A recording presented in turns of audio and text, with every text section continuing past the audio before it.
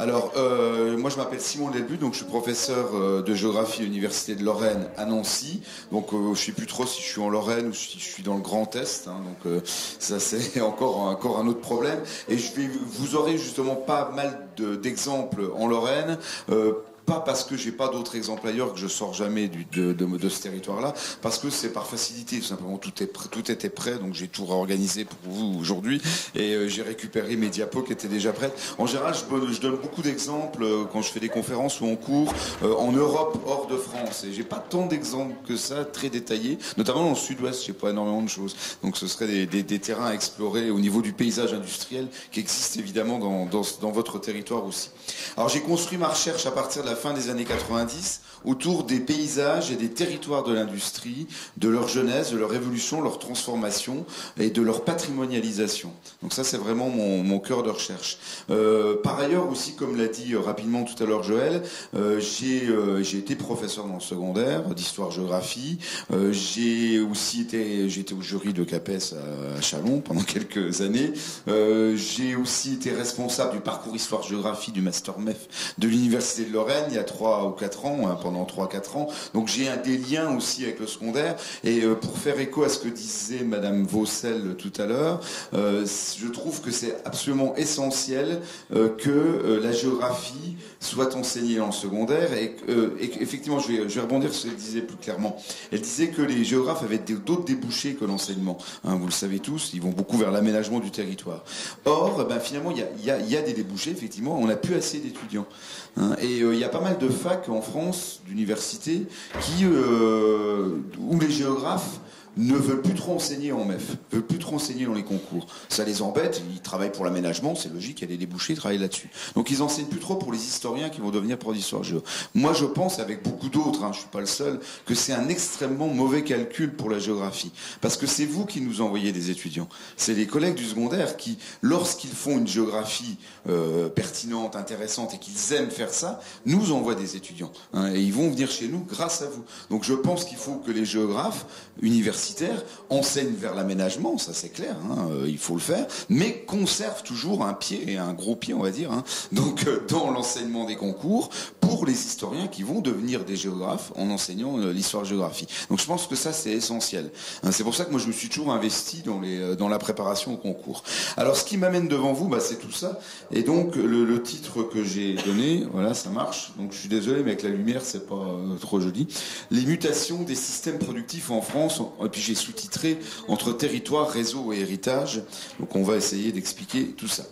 Alors quand on faisait de la géographie économique, parce que finalement c'est de la géographie économique, ni plus ni moins, quand on faisait de la géographie économique dans la seconde moitié du XXe siècle, en gros des 30 glorieuses aux années 90 à peu près, on utilisait essentiellement une entrée quantitative, donc des chiffres. On s'arrêtait en général à la production et à la localisation de l'activité elle-même. On négligeait un petit peu tout ce qu'il y avait autour, les acteurs directs ou indirects par exemple. Raymond Guglielmo écrivait « La géographie économique a longtemps plus étudié l'homme producteur plus que l'homme habitant ». J'ai eu un peu de mal à faire ma phrase, à mettre la citation dans la phrase, mais bon, vous avez compris. On étudiait plus l'homme producteur plus que l'homme habitant. Et les plus vieux d'entre nous, hein, je m'inclus dans le lot, ont longtemps subi ces géographies un peu désincarnées, faites de tableaux de chiffres de la production de blé ou du charbon des États-Unis, comparées à celle de l'URSS par exemple. Hein. Je crois qu'on est tous un peu passés par là. Alors, or les êtres humains ont très longtemps habité à côté des activités.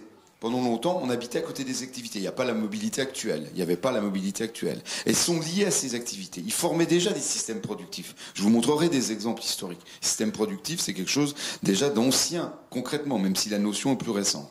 Ils habitaient dans des territoires, ils formaient des systèmes qui étaient sur des territoires plus réduits en taille et plus compacts que ceux d'aujourd'hui.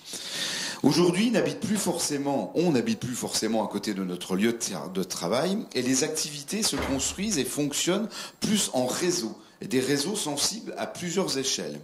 Donc ces activités et ce qui les entoure et ce qui les fait fonctionner, c'est ça qu'on appelle les systèmes productifs, que l'on peut donc étudier à différentes échelles, de diverses façons. Ce sont des systèmes qui existaient avant la notion elle-même en quelque sorte, mais étaient peu étudiés en tant que tels, en raison justement de cette approche largement dominante autour de la production elle-même. Donc ça m'amène à poser la question, faire une problématique, quels sont tout simplement les impacts spatiaux et territoriaux de cette évolution des systèmes productifs. Et on remontera à un moment d'ailleurs assez loin dans le temps, pour bien vous montrer comment on passe souvent du territoire au réseau. Alors quelle méthode j'ai utilisée pour cette intervention? Du quantitatif, parce que c'est pas parce que j'ai tapé sur le quantitatif qu'il faut plus l'utiliser. Il apporte énormément de choses et il faut continuer à l'utiliser, mais aussi du qualitatif, c'est-à-dire qu'avec l'utilisation de données fréquentes en géographie économique, eh bien, on va croiser cela avec des éléments autres, issus d'enquêtes, d'interviews, d'entretiens, de recherches biblio, de paysages que j'utiliserai beaucoup pour l'échelle locale, parce qu'ils sont très utiles à la fois pour montrer un système fonctionnel, mais aussi des traces, des marques des systèmes passés, tant le paysage est un palimpseste. Vous êtes tous historiens, j'ai pas besoin de vous expliquer, comme à mes étudiants, ce que c'est qu'un palimpseste, qui conserve des éléments du passé derrière les éléments actuels. Alors, ce sera en 3 temps. D'abord, dans un premier temps, on va revenir sur la notion de système productif. Je pense que c'est pas inutile de montrer comment on passe un peu des notions primaires, tertiaires, secondaires, tertiaires, je reparlerai, au système productif. Ensuite, on verra on décrira ces systèmes productifs et on verra que son succès en géographie est justement lié à cette dimension spatiale. Donc comment fonctionnent les systèmes productifs, et puis on terminera par quelque chose qu'on oublie souvent, c'est comment on gère les héritages des anciens systèmes productifs, ceux qui fonctionnaient avant. Qu'est-ce qu'on en fait, comment on les gère, comment on les réintègre dans le système productif actuel. Donc ce sera ma 3e partie. Alors, d'abord, donc, on revient un petit peu sur la notion. Alors, cette notion de système productif, elle a débarqué dans les programmes depuis un moment déjà. Elle était aussi au programme du CAPES. Vous l'avez aussi en collège, d'ailleurs, pas qu'au lycée, puisqu'on en parle aussi, si je me rappelle bien, en 3e. Donc, cette notion de système productif a débarqué dans les programmes il y a maintenant quelques années. Elle découle d'abord de l'impossibilité croissante d'utiliser la répartition classique en 3 secteurs: primaire, agriculture, secondaire, industrie, tertiaire, service, pour faire simple. Ensuite, son succès en géographie, il est lié justement à sa dimension spatiale et même territoriale, dimension qu'avaient beaucoup moins les 3 secteurs.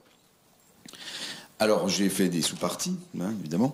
Donc, de Fischer-Clark au système productif. Alors, les 3 secteurs économiques, primaire, secondaire, tertiaire, avait été défini en 1940, donc il y a maintenant pas loin de 80 ans, l'année prochaine, par un Américain qui s'appelle Fischer, mais en fait on les désigne surtout sous le nom de secteur de Clark, parce que c'est le Britannique Colin Clark qui les a popularisés après la Seconde Guerre mondiale. Alors cette classification, vous la connaissez, elle était tout à fait pertinente finalement au départ, pendant l'entre-deux-guerres, puisqu'ils se sont basés sur des données et des observations de l'entre-deux-guerres, puisque il y avait un certain équilibre entre les 3 secteurs, donc plutôt l'agriculture, c'est un peu plus compliqué que ça parce qu'il y a des mines aussi au départ dans le primaire, mais bon, on va pas détailler, le secondaire, l'industriel, et puis le tertiaire, les services. Donc la classification reste pertinente en fait pendant les 30 Glorieuses, mais elle le devient de moins en moins.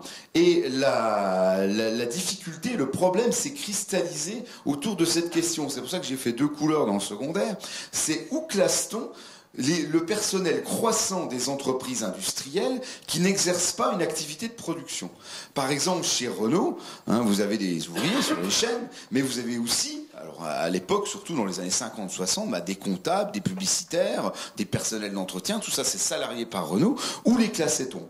On les classait dans le secondaire, alors qu'ils ne faisaient pas un emploi industriel. Donc tous les employés d'une entreprise industrielle étaient classés dans le secondaire. Donc ça faussait un petit peu les représentations et ça gonflait artificiellement ce secteur secondaire. Vous me direz pourquoi pas, finalement, c'est comme ça. Mais le problème, c'est que au cours de la fin des 30 Glorieuses et de la fin du XXe siècle, les entreprises industrielles ont de plus en plus externalisé ces services. La comptabilité de chez Renault, elle est plus faite par des gens qui travaillent chez Renault, mais dans une entreprise de comptabilité qui vend ses services à Renault. Donc une grande partie de ces employés-là sont partis en fait dans le tertiaire. Ce qui a gonflé le tertiaire en même temps que le commerce, les services, la culture, les loisirs, l'enseignement se développait. Donc ça a surgonflé ce tertiaire, ce qui fait que dans le secondaire, il en reste encore un peu quand même, il y a encore des gens qui ne font pas un travail évidemment à la chaîne. Il y a des publicitaires encore qui travaillent chez Renault par exemple et qui sont toujours salariés par chez Renault. Hein, donc il reste encore un peu de ce groupe de personnes dans le secondaire, mais en même temps que le primaire aussi se réduisait beaucoup, la classification devenait complètement inopérante, puisque maintenant on est à 2, 3, 4% dans le primaire en France, hein, ou 2%, je ne sais plus exactement, enfin si on utilise encore, parce que maintenant on l'utilise quasiment plus. Dans le secondaire, on est à 15, 16, 17 dans les eaux-là, et puis tout le reste, finalement, c'est du tertiaire.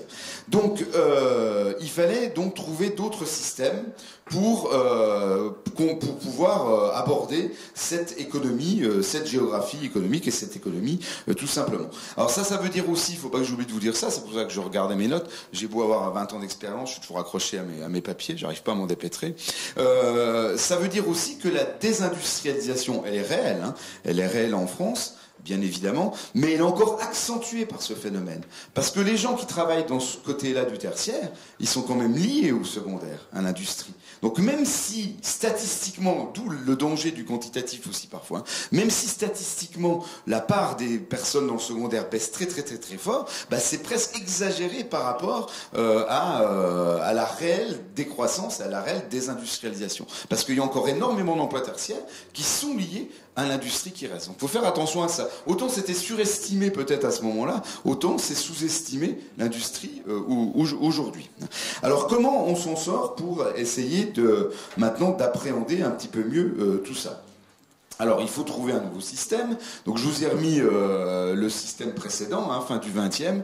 Je suis désolé, hein, c'est un petit peu bougé avec la projection. Donc, aujourd'hui, on regroupe en fait dans deux sphères, ce qu'on appelle les systèmes productifs, c'est l'ensemble, hein, et le système productif est divisé en deux sphères. Une sphère productive, où on va trouver tout ce qui est production pure, c'est-à-dire l'agriculture et l'industrie proprement dite, hein, les gens qui travaillent sur les chaînes par exemple, les ouvriers. Et puis vous allez trouver dans la sphère productive le périproductif, la recherche et le développement, la logistique, les services aux entreprises, bref tout ce qui est très très proche de la production et directement lié à la production. Donc ces fameux emplois tertiaires qui étaient coupés entre secondaire et tertiaire. Enfin, ces fameux emplois de service qui étaient coupés entre secondaire et tertiaire, c'est-à-dire ce groupe-là. Bon. Et puis ensuite, vous avez une sphère, alors on l'appelle parfois de reproduction sociale, hein, mais ça fait un petit peu bizarre, je trouve, reproduction sociale. Donc on voit de plus en plus souvent sphère résidentielle, économie résidentielle. Vous allez trouver les services à la personne, les services publics, le commerce, le tourisme, les loisirs, enfin, tous les éléments de ce type-là, la sphère résidentielle. Tout ça, c'est lié, hein, et ça forme le système productif.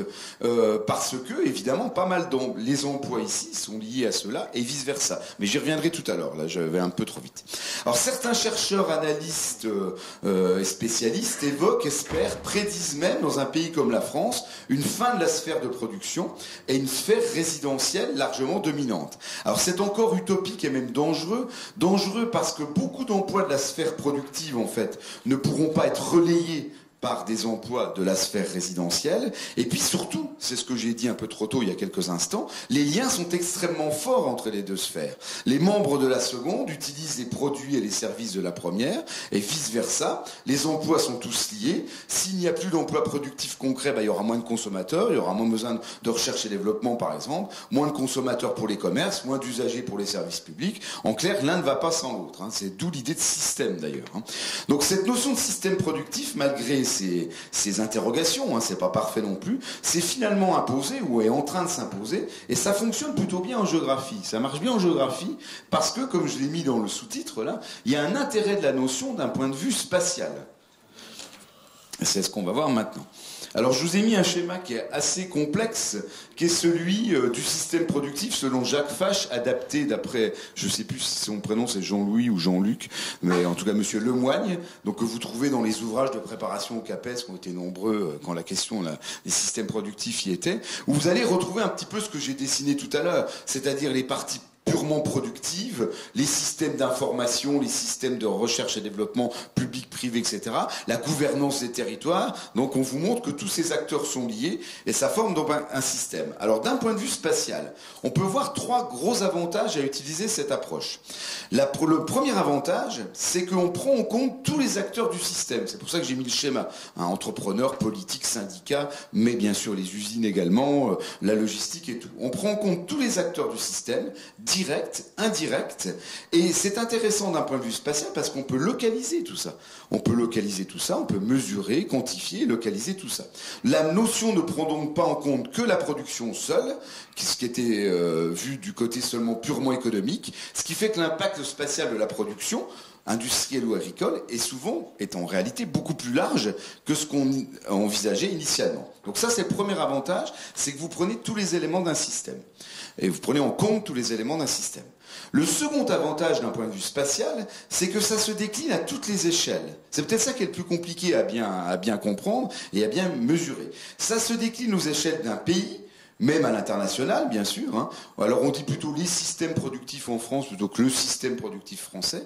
Mais ça peut se décliner aussi à l'échelle d'une région, ça peut se décliner à l'échelle d'une ville, voire d'une filière, d'une entreprise, tout en sachant qu'un établissement industriel ou de service peut appartenir à plusieurs systèmes productifs quand on est à cette grande échelle.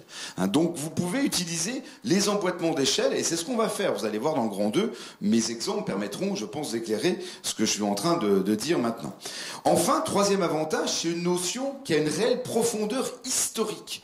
Même si la notion apparaît relativement récemment, finalement, on en parle relativement récemment, il y a une profondeur historique avec les notions de district industriel, c'était les systèmes productifs, étudiés par l'économiste Alfred Marshall à la fin du 19e, au début du 20e. Plus récemment, les économistes parlaient de systèmes productifs locaux, donc c'est arrivé un peu en géographie, puis c'est un petit peu délité, mais c'est déjà ça.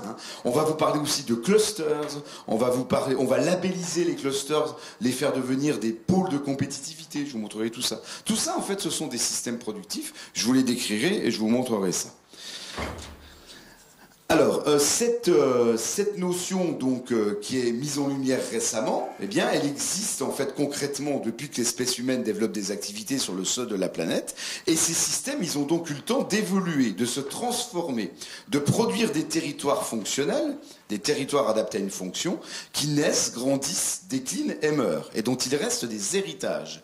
Ces évolutions, donc qui touchent les systèmes productifs, comme les systèmes productifs eux-mêmes en fait, sont liées à des éléments internes, des changements internes. La gouvernance d'une entreprise, le patron change tout simplement. Les élus d'une région qui vont attirer plus ou moins telle ou telle activité. Ou alors des éléments externes, la concurrence internationale, l'ouverture des frontières. Et ces évolutions, elles ont un fort impact spatial à toutes les échelles.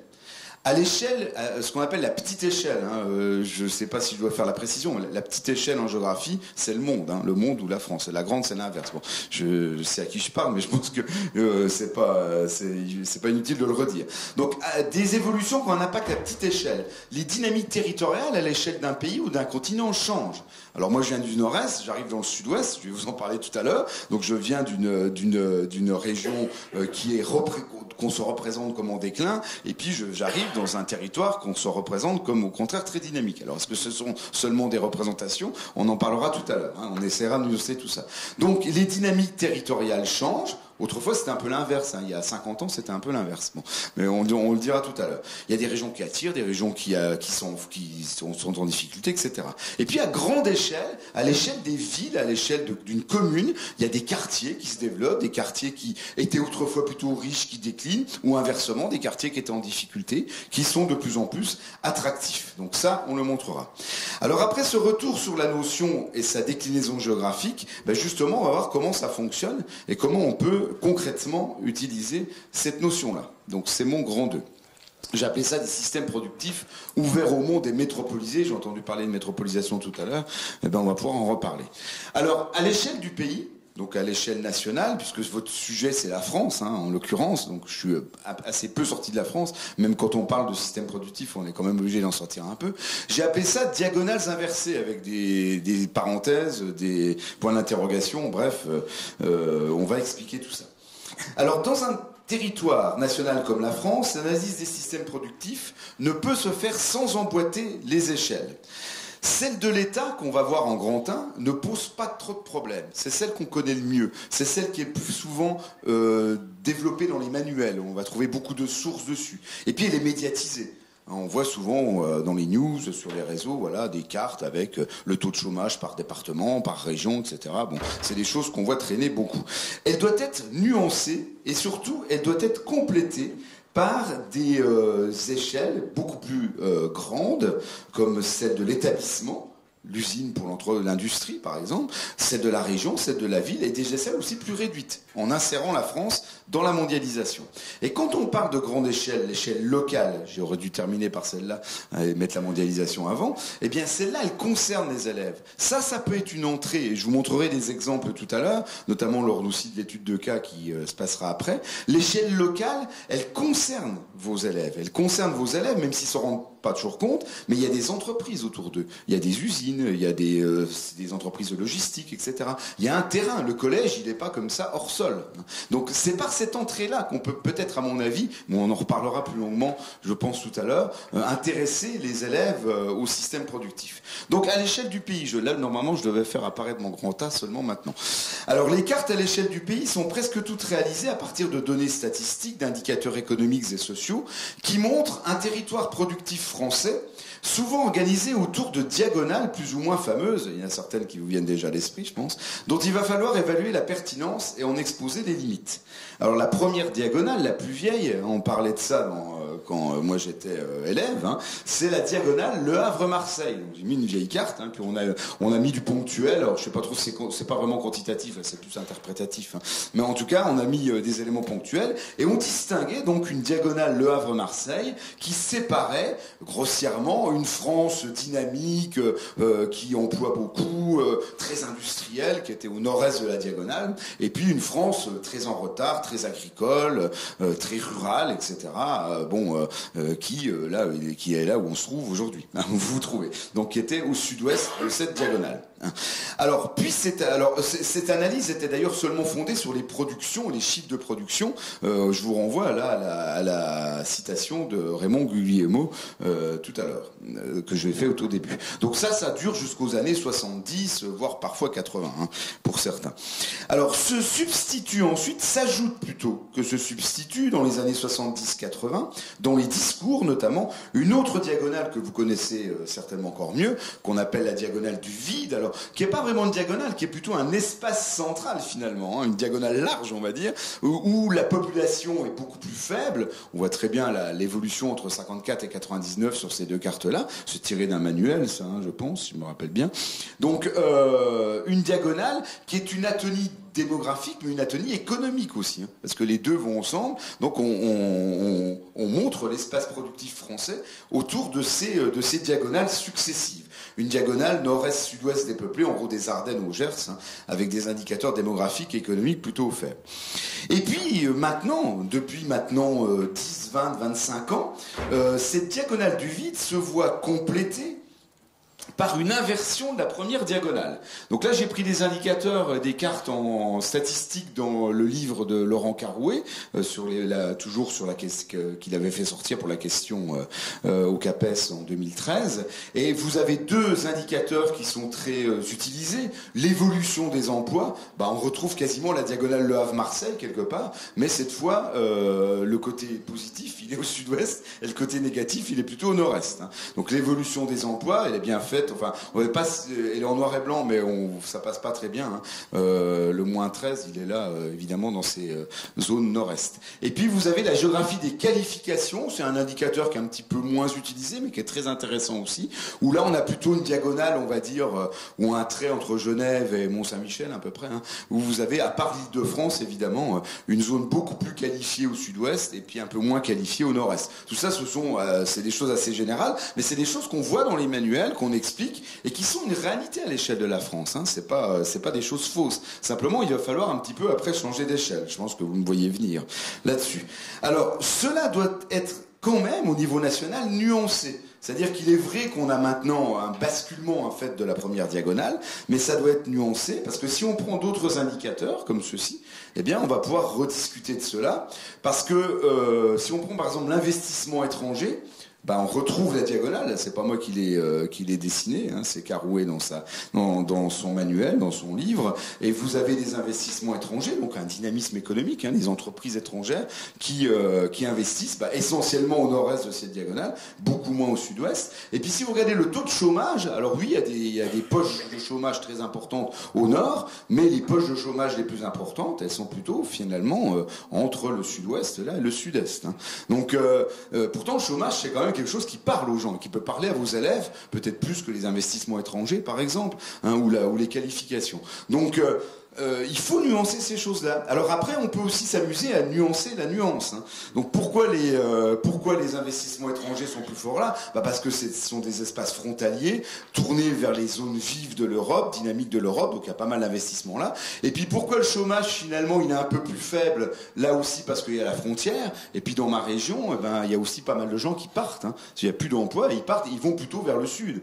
Et donc du coup, ça amène du monde au sud et ça fait automatiquement monter le taux de chômage. Ces personnes ne trouvent pas tout de suite du boulot en quelque sorte. Hein. Donc il faut sans arrêt être un petit peu nuancé et être un peu subtil dans ces interprétations-là.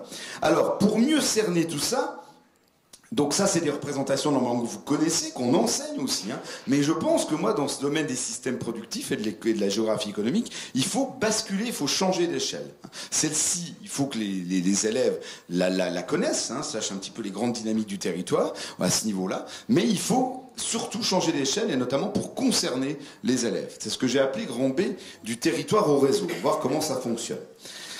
Alors autrefois fonctionnaient des systèmes productifs plus locaux, plus enracinés sur les matières premières ou sur l'énergie, qui formaient des territoires fonctionnels facilement identifiables. Le territoire collé au système. Alors, le premier, c'est le finage. Vous avez peut-être fait des cours de géo quand vous étiez étudiant en première année de géo, enfin d'histoire, peut-être allé en géo, on vous a fait peut-être faire des croquis de finage. Alors qu'est-ce que c'est que le finage ? Je sais pas, au Moyen-Âge, ou au Moyen-Âge, au bas Moyen-Âge peut-être, une communauté agraire envoyée par un seigneur quelconque défriche une forêt, s'installe au milieu, met un village, cultive autour, hein, bon, il y a quelques liens avec l'extérieur. Qu'est-ce que c'est ça si c'est pas un système productif ? Vous avez la production, il y a aussi un peu de production artisanale le plus souvent, voire de la proto-industrie avec un moulin, pourquoi pas, hein. Et puis vous avez aussi finalement de la sphère résidentielle. Il y a quelques commerces, il y a un peu de loisirs, un petit peu de culture dans ce village-là, et tout ça, ça vit pas en autarcie, mais en tout cas, ça tend vers l'autarcie. Et on a là un très bel exemple de système productif parfaitement cohérent et territorialisé. Donc on va faire un bond dans le temps. Après le finage, hein, cet espace mis en valeur par une communauté agraire, eh bien, on a aussi, par exemple, le système productif industriel paternaliste. Là, je suis sur mes terres, donc au 19e, à la révolution industrielle, un industriel s'installe à côté d'une rivière pour l'énergie, à côté d'une mine, par exemple, construit son usine. À l'époque, il n'y a pas la mobilité d'aujourd'hui. Donc, en fait, il faut que les ouvriers habitent juste à côté. Donc, il construit des cités ouvrières. Donc, vous avez le logement qui est installé pour les ouvriers. Il met une coopérative, une crèche, une école, un stade. Donc là, vous avez la sphère résidentielle qui s'installe là. Et puis, ça forme ce qu'on appelle une ville-usine. Ça, c'est un système productif extrêmement territorialisé, compact. On le désignait pas comme ça. Et souvent, on n'étudiait que l'usine. On étudiait que l'usine, les flux, la production. C'est la carte diagonale Le Havre-Marseille, hein, parce qu'il y en avait plein. À cette époque-là, des systèmes industriels, des systèmes productifs paternalistes. Et puis, on n'étudiait pas ce qu'il y a autour. Mais ça fait partie du système paternaliste. Le système ne fonctionne pas sans ces éléments, disons, indirects. Avec les mutations des transports, les systèmes productifs se détachent du local, de la source de la matière première. On se détache aussi de l'habitat local. On peut transporter les matières premières depuis l'autre bout de la planète, le charbon depuis le Mozambique, par exemple, hein, ce que tu disais tout à l'heure. Et puis, on se détache aussi du lieu de travail. C'est-à-dire que grâce à l'automobile, on peut habiter maintenant à 20, 30, 40 km de son lieu de travail. Ce qui veut dire que les systèmes productifs aujourd'hui se constituent beaucoup plus en réseau. En réseau plutôt qu'en territoire compact, comme c'était le cas au temps des finages agricoles ou comme c'était le cas au temps du paternalisme. Alors, j'ai là ressorti un vieux document, un document pas si vieux que ça, mais qui doit traîner dans tous les manuels d'histoire géo du secondaire. Hein. D'ailleurs, je l'ai tiré d'un manuel d'histoire géo du secondaire. Là, vous avez un très beau réseau productif. Alors, il est obsolète, puisque je crois qu'on va arrêter de le produire, c'est pas déjà fait, hein, là 380. Mais on explique pour les élèves, en fait, de façon très simplifiée, que pour construire cet énorme avion, eh bien, on en construit des bouts un peu partout en Europe. Et encore, on vous mène un tout petit bout du système, du réseau productif, du système productif réticulaire. Vous en voyez qu'un tout petit bout, parce qu'il faudrait ajouter les mines de fer. Enfin, je sais pas, c'est pas de l'acier dans un Airbus, c'est plutôt de l'aluminium. Je sais pas exactement ce qu'il y a là-dedans. Mais il faudrait ajouter les champs de coton avec lesquels on tisse le tissu des sièges de l'Airbus. Vous voyez, il faudrait ajouter l'endroit où on fabrique les moteurs. C'est des moteurs américains, si je me rappelle bien. Hein. Donc en réalité, le réseau pour produire un Airbus, c'est une cartographie extrêmement complexe. Vous avez aussi ça sur l'iPhone, je crois, dans les manuels. Hein. J'avais vu ça il y a pas longtemps. Donc vous trouvez, et encore, on n'a qu'une petite partie. Alors souvent d'ailleurs, on n'a que les éléments plutôt productifs et périproductifs. C'est-à-dire qu'on ne va pas vous mettre le rôle de la recherche-développement, on ne va pas vous mettre le rôle de la culture, des loisirs, des ouvriers qui travaillent dans l'usine, etc. Donc on a une vision un petit peu tronquée. Hein. On reste plutôt sur la sphère productive et on oublie un peu la sphère résidentielle. Donc maintenant, les systèmes productifs fonctionnent de plus en plus en réseaux internationaux, nationaux, régionaux. Un bel exemple de réseau de systèmes productifs réticulaires en réseau, ce sont ces fameux pôles de compétitivité dont je vous parlais tout à l'heure. En quelques mots là-dessus, ça aussi, c'est de plus en plus relayé dans les manuels. Là, vous avez la carte de France avec le siège des pôles de compétitivité qui sont labellisés par l'État. Puis là, vous avez un exemple de pôle de compétitivité. Je vais essayer de vous expliquer tout ça. Le pôle de compétitivité, c'est un label. Alors, j'ai dû noter la date quelque part, j'espère. Je ne sais plus si c'est 2010 ou de... C'est un peu plus vieux que ça, même c'est sous Sarkozy. Hein. Bon, j'ai pas noté la date. Donc, comme j'ai aucune mémoire des dates et des chiffres, je ne vais pas vous la donner. La carte là date de 2013, mais les pôles sont de 2007, 2005, dans les eaux-là, je ne sais plus exactement. Bon, donc, qu'est-ce que c'est que le pôle de compétitivité? C'est un label qui est attribué à des systèmes productifs en réseau, à ce qu'on appelle des clusters, c'est-à-dire une grappe d'entreprises, un réseau d'entreprises, mais pas seulement, d'entreprises qui vont travailler sur une thématique. Alors à Bordeaux, j'ai regardé, il y a un truc sur le bois, c'est vraiment Xylo Futur, je ne sais pas exactement ce qu'ils y font. Moi, chez moi, à Nancy, il y a Hydreos, donc c'est autour de l'eau, du traitement de l'eau, etc. Donc c'est un réseau d'entreprises, pas forcément industriel, hein. Il y a sûrement quelques usines qui vont produire 2 ou 3 choses, et puis vous avez aussi des services aux entreprises, des laboratoires, publics, privés, vous avez aussi les élus qui participent au pôle de compétitivité, donc c'est vraiment un système productif tel qu'on le voyait sur le triangle de Jacques Fache tout à l'heure dans la diapo précédente. Et ces clusters, il y en a plein en France, ils ne sont pas tous labellisés pôle de compétitivité. Les plus innovants, les plus dynamiques, l'État leur accorde ce label. Et leur accorde des aides, il y a tout des actions qui se font au niveau des pôles de compétitivité qui leur permettent de progresser encore. Mais ces pôles de compétitivité, qui ont bien un siège, comme vous le voyez sur la carte, ils portent affreusement mal leur nom. J'arrête pas de vous parler de réseau. Que ce sont des réseaux d'entreprises, des réseaux d'acteurs autour d'un système productif. Et là, on vous parle de pôle, c'est complètement différent. Un pôle, c'est un point, un réseau, c'est une toile d'araignée, un petit peu, si vous voulez. Hein. Bon, avec souvent un centre. D'ailleurs, une toile d'araignée, elle a quand même aussi un centre. Donc, en fait, les pôles de compétitivité, ils sont très, très mal nommés, parce que, en réalité, quand on regarde à l'échelle régionale, à l'échelle plus locale, eh bien, ce sont des réseaux. Là, vous avez une carte du pôle de compétitivité SCS, c'est à Nice, Sophia Antipolis, c'est celui-là. C'est Solutions Communicantes Sécurisées. En fait, ils bossent sur les cartes à puce, hein, la sécurisation des envois Internet, quand vous payez par Internet, etc. Donc, ils bossent là-dessus. Il y a de la fabrication, hein, il y a des usines là-dedans. Mais il y a aussi beaucoup de recherche, beaucoup d'informatique, etc. Et là, vous avez les liens entre les différents acteurs. On vous met les liens entre les différents acteurs. Donc, il y a une forte proportion à Sophia Antipolis, mais il y en a aussi pas mal autour de Marseille, là. Et vous voyez ces liens qui se développent au fil des années. Donc c'est une vraie toile d'araignée qui se construit, un vrai réseau. C'est pas du tout un pôle en fait. Hein. Donc le mot pôle de compétitivité est assez mal utilisé. Donc là vous avez une entrée qui peut être possible par les élèves, ça peut être un peu ardu, mais si vous avez un lycée dans un de ces endroits où il y a un partenaire de pôle de compétitivité, ça peut être montré sur la carte comment ça fonctionne, comment il y a des liens entre ces différents acteurs. Alors, ces réseaux, ces systèmes productifs réticulaires, sont souvent calqués sur le réseau urbain, en fait. Parce que quand on regarde la carte là, on se rend compte que les points où se trouvent les acteurs sont tous dans des aires urbaines et sont calqués sur le réseau urbain. Donc on va descendre maintenant à l'échelle plus locale. On est parti de l'échelle un peu nationale, on a réduit un peu à l'échelle régionale, et puis on va maintenant aller à l'échelle locale. Et j'appelle ça l'importance de la ville. Donc les systèmes systèmes réseaux productifs actuels sont très souvent calqués sur les villes parce que les villes offrent les éléments de la sphère résidentielle indispensables à l'efficacité de la production proprement dite. La recherche, l'université, c'est en général dans les villes. Les éléments de loisirs, de culture, c'est pas toujours dans les villes, mais il y a des concentrations dans les villes. Donc du coup, vous avez des éléments de la sphère résidentielle qui sont indispensables pour le bon fonctionnement de la sphère productive, qui se trouvent dans les villes.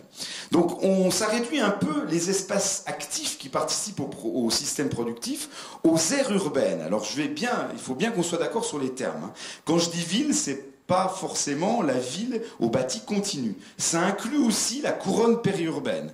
Donc vous devez normalement être tous au point là-dessus. Vous avez l'unité urbaine, l'agglo, ce qu'on appelle l'agglo. C'est la tâche urbaine au bâti continu, donc avec la commune centre et les communes de banlieue. Bon. Et puis au-delà de ça, vous avez ce qu'on appelle une couronne périurbaine. L'INSEE, alors là aussi on pourra en discuter pendant des heures, mais le seuil de l'INSEE, c'est au moins 40% des actifs de ces communes de la couronne périurbaine qui vont travailler dans l'agglomération. C'est comme ça que ça rentre dans la couronne périurbaine, et le tout forme une aire urbaine. Donc les systèmes productifs, ils sont vraiment calqués sur ces aires urbaines que vous trouvez un peu partout en France, et qui couvrent l'essentiel, finalement, du territoire français, ce qui fait qu'on dit que le pays est de plus en plus métropolisé.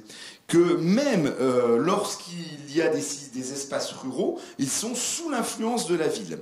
Alors il existe bien des systèmes productifs ruraux, centrés sur l'agriculture, mais si vous réfléchissez bien et si vous regardez bien, beaucoup de ces systèmes sont en lien avec les villes. Il y a en France encore des zones de rural profond qui ne sont pas métropolisées, qui ne sont pas dans les aires urbaines.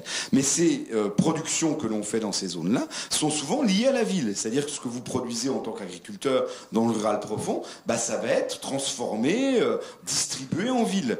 Les loisirs, si vous êtes, vous tenez un gîte rural, etc., qui vient finalement, ce sont des urbains. Donc finalement, vous êtes aussi sous l'influence de la ville de cette façon-là. Donc on en est maintenant à des systèmes productifs qui ne peuvent plus se passer de cette ville. Même dans l'idée des circuits courts, j'avais rajouté ça en relisant dans le train ce matin, même dans l'idée des circuits courts, vous savez, on dit qu'on veut consommer localement, mais qui consomme ?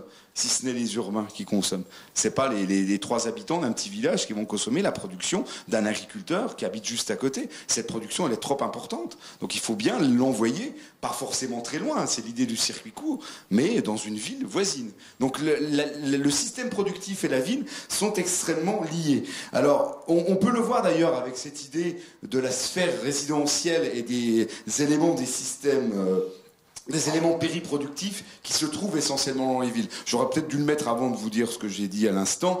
Les cadres des fonctions métropolitaines, comme leur nom l'indique, sont plutôt en ville. Alors qu'est-ce que sont les cadres des fonctions métropolitaines? Ce sont les gens qui travaillent dans la finance, le commerce, l'informatique, la recherche et l'innovation, les services aux entreprises. Donc ils se calquent sur le réseau urbain. Et puis là, j'ai mis les pôles de recherche et d'innovation, les grandes universités, etc. Elles sont aussi toutes sur le réseau urbain. Et vous retrouvez donc cette prégnance, cette importance de la ville. À plus grande échelle maintenant, comment ces systèmes investissent-ils le territoire urbain? J'ai fait un petit schéma aussi, là, vraiment un petit peu léger, on va dire, un petit peu, comment on dit cheap en français? Mais il n'y a pas de mot pour le dire en français. Un petit peu léger, voilà, pas bien terrible. Voilà. Alors, ce que j'ai dessiné là, c'est un essai de modèle. Un modèle, c'est forcément généralisateur. C'est simpliste et généralisateur. Mais c'est l'idée pour bien comprendre les choses. Donc, je vous ai dessiné une aire urbaine. C'est-à-dire en orange, l'agglomération, la ville-centre et la banlieue. Bon, par exemple, Bordeaux et puis toutes les communes de banlieue. Je sais pas, Pessac, par exemple. Je me rappelle d'un nom de commune de banlieue de Bordeaux, mais il y en a beaucoup plus que ça. Et puis, tout autour, il y a le périurbain. Donc, c'est des zones qui sont plutôt rurales. Donc, il y a souvent des communes la plupart du temps des communes de moins de 2000 habitants, mais dont 40% des actifs vont travailler dans l'agglo. Donc l'aire urbaine de Bordeaux, c'est extrêmement vaste. Je la connais pas. C'est beaucoup plus haut que Nancy, et Nancy, c'est déjà très vaste. Il doit y avoir, je sais plus de 100 communes. Enfin, c'est des choses qui sont très très vastes. Bon. Donc là, je vous ai dessiné l'aire urbaine. Où se placent les activités globalement? Comment fonctionnent ces systèmes productifs calqués sur l'aire urbaine? Vous allez trouver en fait dans le centre tout ce qui est commandement. Le commandement reste dans le centre parce qu'il y a un côté prestigieux. Donc il existe quelques entreprises parfois qui mettent leur siège en périphérie, mais globalement, elle le laisse plutôt au centre ou très proche du centre, parce qu'il y a un élément prestigieux. Alors, je suis allé un petit peu trop vite là. Ensuite, la recherche-développement, le marketing, le commerce reste dans la ville. Reste dans la ville, au centre ou dans la banlieue, mais en tout cas, on a tendance à rester plus dans la ville. S'ajoute à cela les fonctions de production pure. Certaines sont délocalisées à l'étranger, donc il y a des liens du système productif avec des lieux de production à l'étranger, mais pour tout ce qui est production spécialisée, à haute valeur ajoutée, ce qu'on appelle aussi les niches en économie, hein, c'est-à-dire des productions que les pays émergents ne savent pas faire ou ne veulent pas faire parce que ça ne rapportera pas assez d'argent, il n'y a pas assez de quantité. Les Vosgiens, par exemple, ils font du linge de maison. Hein, le textile, ils savent encore faire ça. Et ça marche encore parce que justement, c'est pas trop concurrencé. Et puis parce qu'ils ont acquis un véritable savoir-faire et beaucoup de pertinence dans ce domaine-là. Donc, c'est ce qu'on appelle les niches. Alors, les activités aujourd'hui, les productifs, à proprement parler, s'installe dans ce qu'on appelle j'ai mis production spécifique, logistique, commerce, dans des zones d'abord industrielles qui très vite deviennent des zones d'activité, puisque vous allez avoir des usines, mais aussi de la logistique, du commerce de gros, des services aux entreprises, le long des autoroutes, et se mettent à la lisière de la banlieue. C'est-à-dire au contact entre le périurbain et la tâche urbaine. Et puis vous avez autour de cela, c'est beaucoup plus difficile, on pourrait le cartographier, mais c'est plus difficile à schématiser, une sphère résidentielle, c'est-à-dire les loisirs, la culture, qui rayonnent dans cette aire urbaine, principalement autour de la ville. Alors concrètement, donc ça c'est le modèle que je vous propose, oui, j'ai rajouté au dernier moment, là j'ai lu un article hier qui est paru, et ça m'a paru intéressant de le rajouter à cet instant-là, les espaces gagnants au niveau de l'économie, au niveau du dynamisme et de la démographie, dans ce schéma-là, alors contrairement à ce qu'on croit, c'est pas le centre, c'est pas le périurbain, c'est la banlieue. C'est la banlieue, les espaces gagnants. Il faut arrêter, il ne faut pas avoir en tête le cliché de la banlieue. Hein. La banlieue, elle a un sens médiatique, c'est-à-dire c'est les grands ensembles. Hein, c'est là où il y a des voitures qui brûlent à Noël. Bon. Donc ça, c'est dans le langage médiatique et le langage grand public, souvent, et des élèves, souvent, à la banlieue, c'est ça. Donc faire attention. La banlieue, la définition exacte et INSEE de la banlieue, ce sont les communes qui sont en continuité urbaine avec la commune centre. Donc vous pouvez avoir des quartiers riches dedans. Et vous avez notamment les zones d'activité, les zones commerciales. Alors voilà l'article que j'ai lu, donc c'est dans challenge.fr, de Stéphane Condis, si je me rappelle bien. Et voilà ce qu'il écrit. Alors j'ai mis en gras ce qui me paraissait le plus intéressant. Les proches banlieues des métropoles sont devenus le premier employeur de France. 8,7 millions d'emplois en 2018, c'est plus 8% depuis 10 ans, depuis 2009. Ces périphéries voient donc leur rôle s'affirmer dans le paysage économique français. Donc après, il donne des exemples autour de Toulouse, de Lille, de Rennes, et cette tendance favorable aux proches périphéries, donc à la banlieue en fait, ne se fait pas tant au détriment des centres. Au centre, il y a toujours un peu une croissance des emplois, plus 5%, c'est moins que plus 8, mais c'est quand même plus 5. Mais se fait au détriment des zones périurbaines, alors j'arrive plus à lire, bah oui, là c'est embêtant. Attendez, je vais lire sur mon écran, parce que je le sais pas par cœur. Ah bah oui, je le vois pas plus sur mon écran en fait. Bon, tant pis. Donc se fait au détriment des zones périurbaines. En fait, ce qu'il explique, c'est que là, c'est là que se trouve le dynamisme métropolitain, c'est dans la banlieue et c'est pas dans les zones périurbaines. Hein. Donc ça me paraissait intéressant maintenant, pour terminer cette deuxième partie avant d'entamer la troisième, de voir quel était ce paysage des activités actuelles, le paysage du cœur productif des systèmes productifs. Alors je vais peut-être éteindre là pour faire ça parce que ce serait peut-être plus sympa, qu'on voit mieux sur les photos aériennes. C'est pas là, c'est là, mais celui-là on peut le laisser allumer. Ah ben attendez, va. Voilà, bah si, comme ça c'est pas mal. En fait, on devrait faire comme ça, hein, c'est pas plus mal. Alors, j'aurais pu trouver, mais ça je vais le dire après. Bon, bref, là on est au nord de Nancy, dans la banlieue nord de Nancy. La rivière que vous avez là, c'est la Meurthe, qui se situe dans la Moselle, un tout petit peu plus loin, au nord. Hein, donc on est tout près de la confluence de la Meurthe et de la Moselle. Et qu'est-ce que vous avez là comme paysage? Un paysage productif actuel tout à fait classique, c'est-à-dire ici, le long de la Meurthe, une zone industrielle, une zone d'activité, mais principalement industrielle, très importante et très ancienne, puisque vous voyez qu'on a même des éléments, des toits en dents de scie, des éléments tubulaires. C'est une ancienne brasserie, là. Enfin, c'est une brasserie, elle fonctionne toujours, mais elle est ancienne, elle date de la fin du 19e. Et elle s'est étendue, on voit très bien comment s'étend ici, à partir de là, le noyau ancien et les éléments plus récents qui sont abrités dans des hangars fonctionnalistes, des hangars adaptés à leur fonction.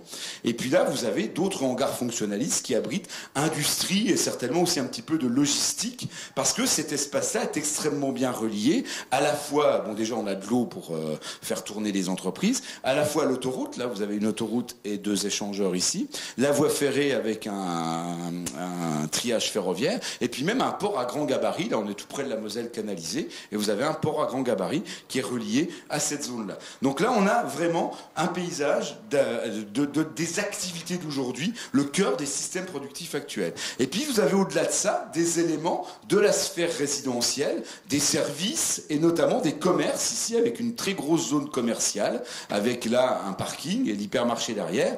Et ce qui est intéressant, surtout ce qui m'intéresse beaucoup dans cette photo-là, c'est de vous montrer que ce paysage productif aujourd'hui, il est uniformisé, il est de plus en plus banalisé. Parce que finalement les usines, elles utilisent les mêmes bâtiments que les supermarchés ou les hypermarchés. Regardez le bâtiment de l'hypermarché là. Bah, c'est le même que celui de cette usine-là. Ça, c'est General Electric, en fait. Hein. C'est le même que celui de la brasserie ici. Dans le passé, on avait des bâtiments différents, vous savez, avec les toits en dents de scie, avec les usines tubulaires, etc. Et ce paysage de la production, il est en train de se banaliser, de s'uniformiser en périphérie des banlieues des villes, dans ces grandes zones d'activité. Et c'est ça que j'ai failli vous dire, qu'il faut que je vous dise maintenant. Bah, autour de Bordeaux, on trouverait ce type de paysage aussi. Autour de Toulouse, autour de Rennes, autour de toutes les villes, et même des petites villes. Ouais. D'ailleurs, on dit toujours, il y a un problème dans les entrées de ville et les sorties de ville, parce que tout se ressemble, hein, parce qu'il y a une banalisation de ce paysage des activités. Alors, voilà, ce nouveau paysage donc s'uniformise, se banalise, c'est ce que je viens de dire, en raison de cette architecture des bâtiments d'activité fondée sur le hangar fonctionnaliste, qui est pas cher, modulable, qui s'adapte à toutes sortes de fonctions, d'où son nom, de l'usine, donc au supermarché, de l'industrie, au commerce. Donc vous avez des mutations à la fin du XXe siècle et au début du XXIe, qui aboutissent à ce type d'organisation que j'ai présenté avant et à ce type de paysage.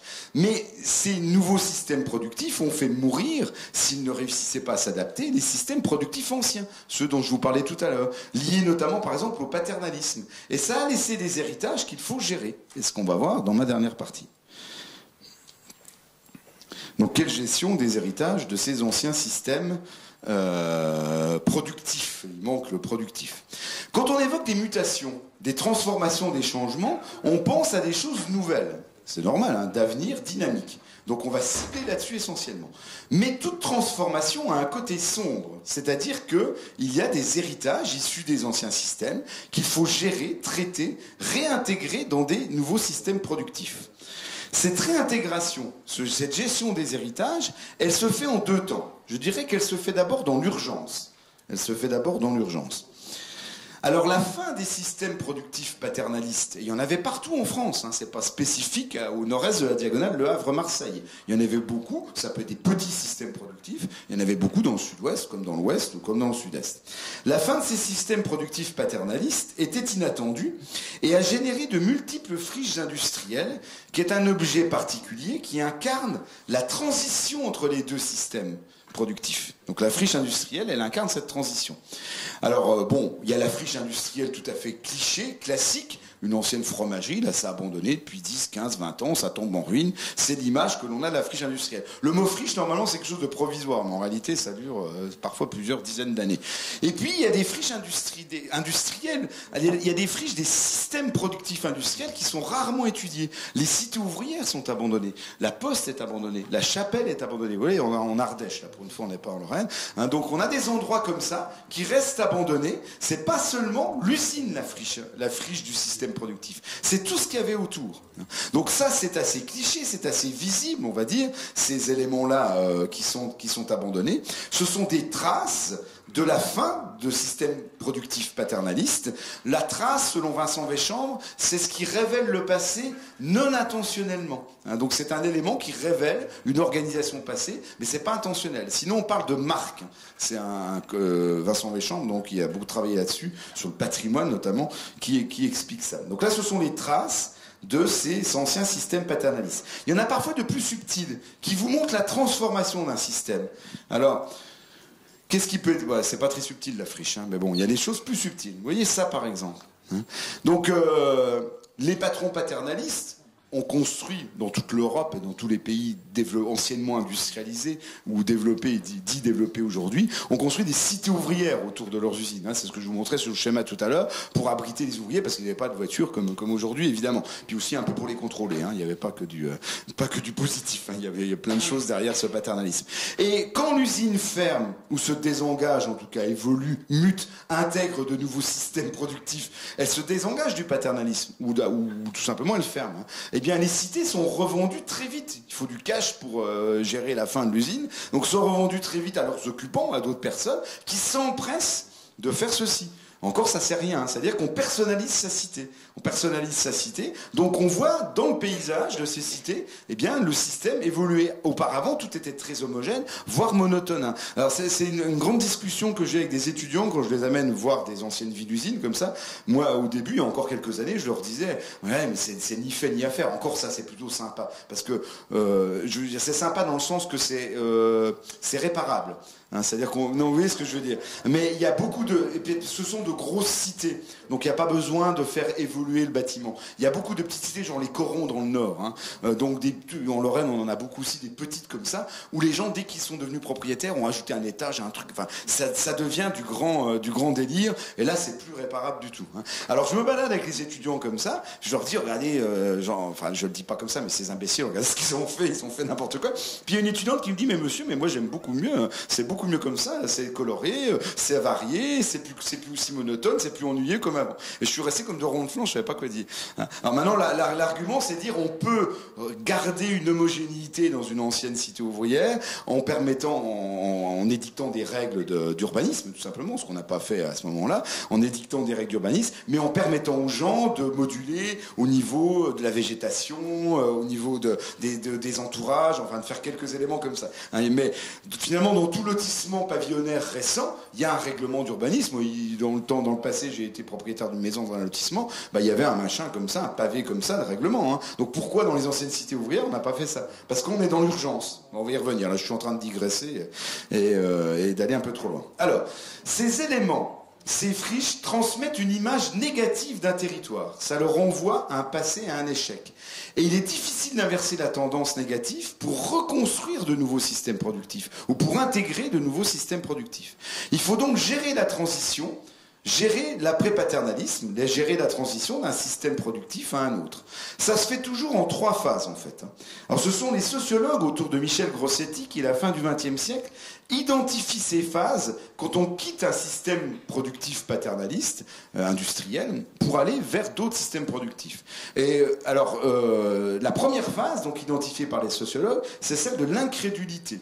Donc, l'usine ferme ou se désengage, la population, la société est incrédule. Moi, je me suis amusé à mettre un mot qui était plus lié au territoire. Donc, ce qu'il y a après la petite flèche, c'est ce que j'ai rajouté moi pour géographiciser cela, territorialiser cela. Donc, l'incrédulité, c'est la société incrédule. On n'y croit pas. Ça va revenir, il va y avoir un repreneur. Bon, et puis, qu'est-ce qui se passe au niveau du territoire? Il y a une attente, on fait rien. Parce que de toute façon, on n'y croit pas, on fait rien. Donc, c'est là que se développent les friches en général. Donc, ça, c'est la première phase. Et ça montre bien qu'un système productif s'est effondré, en fait. La deuxième phase, identifiée par Michel Grossetti et son équipe, c'est le deuil. Alors comme tout deuil, eh bien, au moment du deuil, on arrive finalement à se refaire, à tourner la page. Quand on a fait son deuil, on n'a pas oublié la personne perdue, évidemment, mais on commence à revivre, en fait. On continue à vivre, tout simplement. On commence à continuer sa vie. Alors, lorsqu'on fait le deuil, eh bien, on est plutôt au niveau du territoire dans des actions d'urgence. On veut tourner la page, on veut avancer. Donc, on détruit énormément. Ah, cette friche ou cette vieille usine, ce truc-là, c'est abandonné. Ces vieilles cités, les boules, on boule, tout ça, etc. Ou alors, si on peut, on substitue.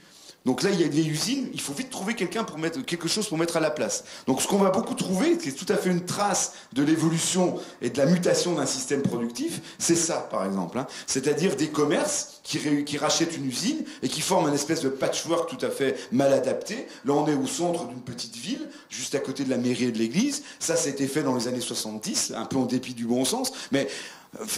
non, je peux pas juger. C'est pas en dépit du bon sens. Je peux pas juger. C'est-à-dire que dans l'urgence, la municipalité, elle fait tout pour que des emplois arrivent. Donc les commerçants se sont mis là, et puis maintenant vous avez des enseignes un petit peu de toutes les couleurs. C'est pas du tout cohérent et c'est pas du tout bien intégré, on va dire, dans l'aménagement urbain de la ville. Donc cette solution dans l'urgence, sans réflexion, est souvent peu pérenne. Et en l'occurrence, ça c'est un peu atypique parce que finalement ça marche encore plus de 30 ans après, 30 ou 40 ans après l'implantation des commerces. Mais souvent c'est peu pérenne parce que c'est mal calibré, mal dimensionné, peu adapté aux exigences modernes. Il faut donc penser plus large, intégrer ces héritages dans des réflexions plus larges, aussi bien en termes thématiques que territoriaux. Et c'est la troisième phase, qui sera ma dernière sous-partie. Hein, je suis certainement un peu trop long, je regarde Joël. Non, ça va? Bon, alors lui, j'ai été trop vite, pardon. C'est la phase d'action, selon les sociologues, hein, et que moi j'ai traduit en redéveloppement territorial. Donc il faut passer du vieux système productif à un nouveau système productif. Et cette troisième phase, je ne sais pas si vous me suivez, sera l'objet de mon grand 2, de mon grand B. Voilà. Donc le redéveloppement territorial ou l'intégration des héritages dans les nouveaux systèmes productifs. Au-delà des expériences un peu malheureuses de la reconversion dans l'urgence, la reconversion se diversifie et s'élargit. Donc le passage d'un système productif à l'autre, il commence dans l'urgence et ensuite ça se diversifie de façon plus réfléchie et ça s'élargit. Alors j'ai mis un petit item diversification ici. Un des éléments les plus prisés pour la réutilisation d'une friche, pour réintégrer ces friches dans les nouveaux systèmes productifs, c'est de les placer dans la sphère résidentielle et notamment du côté de la culture. Donc c'est la culture qui permet de réintégrer, dans de très nombreux cas, les friches industrielles dans la sphère résidentielle des nouveaux systèmes productifs. Alors pourquoi la culture? Pour deux raisons. D'abord parce que historiquement l'offre culturelle était faible dans ces territoires d'ancienne industrie. L'offre culturelle était faible. Et puis la deuxième raison, c'est qu'à la fin du XXe siècle, au début du XXIe, la demande culturelle est de plus en plus forte. Les gens ont un niveau de vie qui s'est élevé, un niveau d'éducation qui s'est élevé, donc ils demandent beaucoup plus de culture. Alors, cela se fait de façon très diverse à l'intérieur de la culture. Ça peut être un musée, tout simplement. Donc l'ancienne usine devient un musée. Ici, un musée du textile, donc c'est tout à fait classique. Hein. Bon, c'est pas forcément rentable, mais vous êtes dans la sphère résidentielle. Donc, vous participez, je vais venir un peu plus longtemps tout à l'heure, à l'attractivité du territoire pour de nouveaux investissements.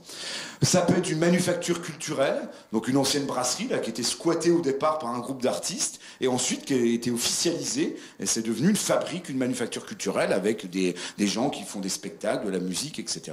Donc c'est dans la banlieue nord de Nancy, ça. Il y a beaucoup de brasseries apparemment dans le secteur. Hein, j'ai au moins 2 exemples de brasseries dans la banlieue nord de Nancy. Bon, et puis ça peut être à Nancy tout simplement là une médiathèque. Hein. Donc on récupère une ancienne manufacture et ça devient une médiathèque. Alors, ça peut être aussi des parcs, des théâtres. En Allemagne, ils savent très bien faire ça, hein, des parcs de loisirs dans les anciennes friches industrielles. Bon, j'ai moult exemples. On a des exemples infinis de reconversion culturelle. Donc, vous réintégrez en fait les héritages d'un ancien système productif dans la sphère résidentielle des systèmes productifs actuels. Le mouvement a tellement été fort qu'on l'a baptisé d'une ville où cette reconversion culturelle était emblématique. On appelle ça l'effet Bilbao. Je ne sais pas si ça vous parle. Hein. Bon, Bilbao, c'est une ville, c'était pas une ville-usine, elle existait avant l'arrivée de l'industrie, mais c'est une ville très industrielle. Et quand on a cherché à reconvertir les friches industrielles au portuaire près du centre-ville, eh bien, on a décidé d'y mettre un musée ultramoderne, qui est le musée Guggenheim, avec une architecture très, très spectaculaire, hein, et musée d'art contemporain essentiellement.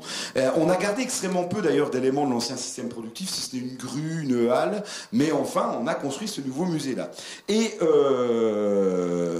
le nombre de visiteurs de la ville a énormément augmenté, à tel point que tous les autres anciens territoires industriels se sont dit il faut qu'on fasse pareil. Donc c'est ce qu'on appelait l'effet Bilbao. En réalité, maintenant, il y a de plus en plus d'études plus récentes dessus. J'ai lu une thèse il n'y a pas longtemps là-dessus d'ailleurs, qui explique que l'effet Bilbao, c'est surtout un effet de communication habile de la part des habitants de Bilbao, je ne sais pas comment on les appelle, des Bilboettes, je ne sais pas. Bref, de la part des habitants de Bilbao. Donc un effet de communication habile. C'est vrai qu'il y a eu plus de visiteurs, mais ça n'a pas complètement redynamisé toute la vieille ville, toute la ville, etc. Et ça a été extrêmement monté en épingle par la communication, de façon extrêmement habile. Et donc, du coup, finalement, beaucoup de villes se sont un peu engouffrées vers cette espérance d'un effet Bilbao. La thèse que je suis en train de lire, là, en ce moment, quand je suis venu ce matin dans le train, là, justement, la doctorante, qui va bientôt soutenir, explique que pour le Louvre-Lens, dont vous avez entendu parler certainement, on espérait un effet Bilbao. Et elle démontre, avec ses enquêtes, avec son travail, que il n'est pas arrivé. Il y a plein de positifs derrière le Louvre-Lens, mais qu'il n'y a pas eu cet effet Bilbao espéré, une explosion du nombre de visiteurs espérés. Bon, donc trop de culture, souvent, avec la concurrence, la lassitude, et puis une offre culturelle souvent mal adaptée en fait aux populations locales. Alors qu'est-ce qu'on peut faire d'autre en diversification ? Des résidences, donc vous réintégrez toujours le résidentiel dans des anciennes usines. Ici des bureaux, donc là vous êtes finalement dans le périproductif. La sphère productive peut réutiliser finalement une usine grâce à ce périproductif. Là vous avez des bureaux d'entreprise. On peut remettre une nouvelle usine, mais là on est plutôt dans l'urgence quand on fait ça. Donc des bureaux, des résidences. Qu'est-ce que j'avais mis encore ? Dans ce cas, donc, je disais, les héritages intègrent la sphère résidentielle, sauf dans le cas des bureaux, c'est l'espace, plutôt la zone périproductive. Alors, ces expériences sont liées essentiellement aux usines. Là, tout ce que je vous ai montré jusque-là, ce sont des usines. Mais, comme je vous l'ai dit, l'idée de passage d'un système productif à l'autre, doit s'élargir. C'est-à-dire qu'il faut prendre en compte les éléments abîmés, comme les anciennes cités ouvrières, là, dont je vous ai montré tout à l'heure une photo, dans la transition d'un système productif à l'autre. Donc c'est ce qu'on appelle l'élargissement. Alors, en matière d'élargissement, effectivement, pour reconvertir reconvertir un site, ne suffit pas pour redynamiser tout un territoire, une commune, une vallée, pour la faire passer d'un ancien système productif à un nouveau système productif. Il a fallu penser plus large à l'échelle de l'ancien système productif, dont il fallait traiter toutes les traces, toutes les marques, harmoniser les anciennes cités ouvrières avec des règlements d'urbanisme, traiter, mettre en valeur les anciens crassiers, terris, barrages, canaux, coopératifs, crèches. Tous les éléments de l'ancien système productif doivent être pris en compte pour rendre le territoire attractif. C'est à ça que je veux en venir. Rendre le territoire attractif de nouveau pour attirer des investisseurs, attirer des populations, le faire intégrer de nouveaux systèmes productifs. Et cette attractivité, elle passe par le retour d'une certaine fierté territoriale, d'un attachement des habitants à un territoire. On parle d'ailleurs d'identité territoriale qui passe souvent par le paysage. Comment redonner une fierté, un attachement d'une population à des territoires pour rendre ces territoires de nouveau attractifs et les faire fonctionner, les redynamiser, les faire passer dans un nouveau système productif. Une des clés, c'est la patrimonialisation. C'est la patrimonialisation, c'est-à-dire mettre en patrimoine, peut-être pas tout, mais certains éléments des anciens systèmes productifs pour rendre le territoire attractif et rendre une certaine fierté aux habitants, un attachement territorial. Alors cette patrimonialisation, elle peut se faire de plusieurs types. Il y a des choses évidentes, ce qu'on appelle, j'ai relevé pour simplifier, j'ai fait trois items, ce qu'on appelle des landmarks. Alors les landmarks, une marque territoriale en fait. C'est un symbole, on peut appeler ça aussi un symbole territorial. On peut appeler ça aussi un totem territorial. Vous allez pouvoir trouver ces termes-là. Donc souvent, c'est classé monument historique, inscrit monument historique. Et vous avez vu, donc j'ai mis un exemple donc assez cliché, un ancien haut-fourneau qui est maintenant devenu une sorte de musée en quelque sorte, avec un parc autour, donc auquel les habitants s'identifient. Quand ils ont eu le projet de faire ce travail-là, ils ont fait une enquête. Enfin, si je me rappelle bien, c'est à l'ouverture de ce parc du Haut-Fourneau de Uckange, là, ils ont fait une enquête. Et il y avait, alors je dis à la louche parce que j'ai aucune mémoire des chiffres, mais 70% 50% en gros de gens qui étaient défavorables. Les habitants de la commune ont dit mais non, c'est nul, on n'aurait pas dû faire ça, l'argent aurait été mieux utilisé pour les familles en difficulté, etc., pour faire des choses, disons, utiles, pragmatiques et utiles. Un an après, on a refait le sondage et la proportion s'était quasiment mathématiquement inversée. C'est-à-dire on est passé de 70% de défavorables à 68 ou 69% de gens favorables. Parce qu'ils ont retrouvé une certaine fierté, identité. Ils se sont dit, bah ouais, c'est notre totem, c'est notre symbole. On n'a pas de tour Eiffel, hein, mais on a ce truc-là qui est beau, pas beau, c'est pas la question.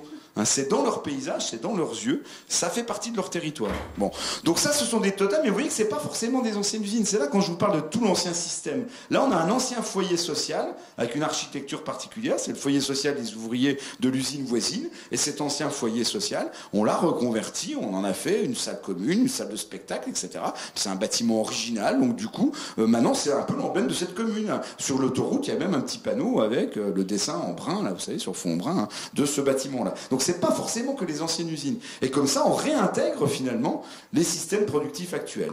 Et puis il y a d'autres types de patrimonialisation qui, à mon avis, sont moins symboliques, moins visuelles, mais tout aussi importantes. Il y a ce qu'on appelle le patrimoine vivant. C'est-à-dire que les entreprises qui, auparavant, fonctionnaient dans les anciens systèmes productifs. Celle-ci, par exemple, cette vieille usine là, qui date de la fin du 19e, elle avait des cités ouvrières, c'était vraiment un système paternaliste. Et puis, elle a survécu. Elle a même fait mieux que survivre parce qu'elle s'est mise à produire des chaussettes haut de gamme.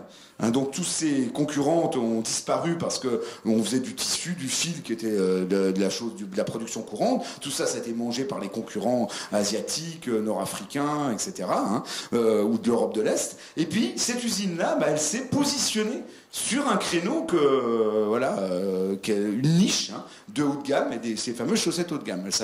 C'est la marque Bleu Forêt si vous voulez en acheter. Hein. Bon, donc, ce qui est très appréciable dans cette usine-là, c'est que l'histoire de l'usine est mise au service de son intégration et de sa construction dans un nouveau système productif. On a gardé la cheminée, mais elle ne sert plus à rien du tout, la cheminée. Ça fait bien longtemps qu'il n'y a plus de machine à vapeur dans l'usine. Hein. Donc on a gardé la cheminée, on l'a retapé. On a aussi réhabilité les chaînes, hein, c'est tout en dents de scie. Et à l'intérieur de l'usine, quand vous allez voir le magasin d'usine pour acheter les chaussettes, on vous fait visiter une salle entière où il y a des anciennes turbines électriques, donc l'ancien système pour produire de l'électricité à l'intérieur de l'usine. Ça coûte cher, ça, il faut l'entretenir, il faut nettoyer, etc. Donc il y a des gens qui s'occupent de ça. Mais on se dit, ça vaut le coup, parce que les gens vont être impressionnés, vont voir qu'on est du terroir, qu'on est là, qu'on a un savoir-faire, et on vendra plus de chaussettes aux gens qui viennent si on montre ça. Donc c'est une manière, en fait, d'utiliser les héritages de l'ancien système productif pour les réinvestir dans le nouveau. Et puis il y a un dernier type de patrimoine, qui est à mon avis peut-être le plus important pour les locaux, qui est un petit patrimoine, le patrimoine vernaculaire, j'appelle ça, le patrimoine industriel vernaculaire. Donc qu'est-ce qu'il s'agit de faire ? Vous avez une petite commune où il y a des usines textiles, là, mais dont la plupart ont fermé, et puis on met simplement un petit sentier. Donc vous voyez, vous suivez la bobine de fil, hein.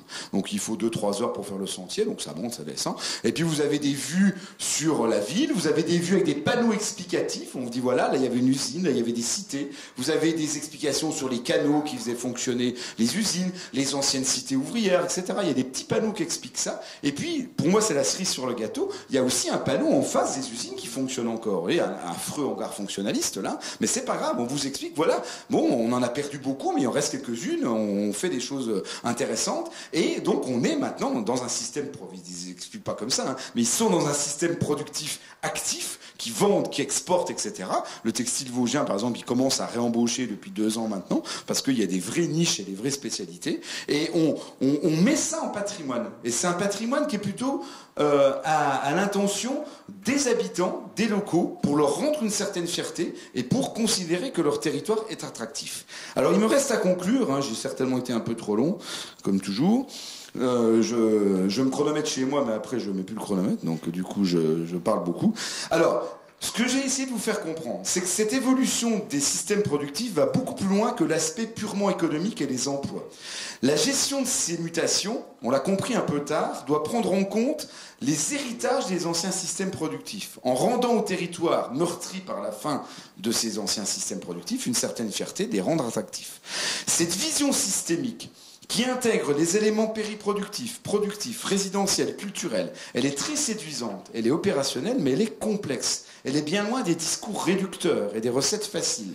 Parce qu'elle nous demande à prendre en compte dans l'aménagement et dans la gestion des différents territoires et des sociétés, pas seulement l'économique et le social comme avant, mais aussi tous les éléments identité, histoire, paysage, environnement, dans une transition, c'est un mot à la mode la transition, hein, dans une transition qui est en réalité permanente, hein, qui se veut permanente. Il n'y a pas d'état figé ou d'état fixe stable. C'est comme un être humain qui marche. On est en équilibre instable, en déséquilibre permanent en fait. Hein. Bah, ces systèmes productifs, ils sont aussi en déséquilibre permanent. S'ils n'avancent pas, s'ils n'adaptent pas, ils meurent et ils sont remplacés par d'autres. Voilà, je vous remercie.